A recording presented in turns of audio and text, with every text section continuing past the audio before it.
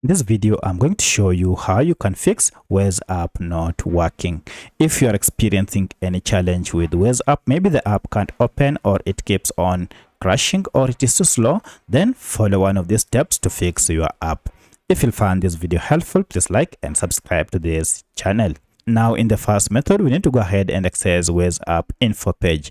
To do this, just go ahead and long press on it, and then you should see app info here. Once you are on the app info, we need to go ahead and clear the app data. So if I go to storage here, you can see a breakdown of data used by this app. Of importance is this cache data. These are just small files that your app normally collects and stores to enhance user experience.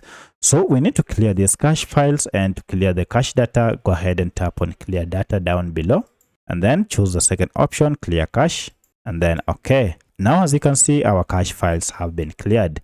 At this point, restart your smartphone and then open your app, and this should have fixed your problem.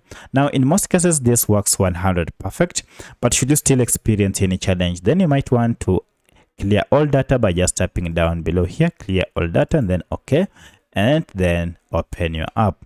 However, if you're still experiencing any challenge, then you need to go ahead and look for your app either through Google Play Store or App Store and find out if we have any latest version of Waze app. For my case, I've gone to Google Play Store, and as you can see, I'm using the latest version. Should you see we have an update here, go ahead and tap on update. And by doing this, if you're using an outdated version, you will now replace this with the latest version that is supported. But should this not work, then you need to go ahead and uninstall this app completely and then install it afresh to fix any issues such as bugs that might be causing your app to crash. So by using any of these four methods, you should be able to fix any issues related to Waze navigation.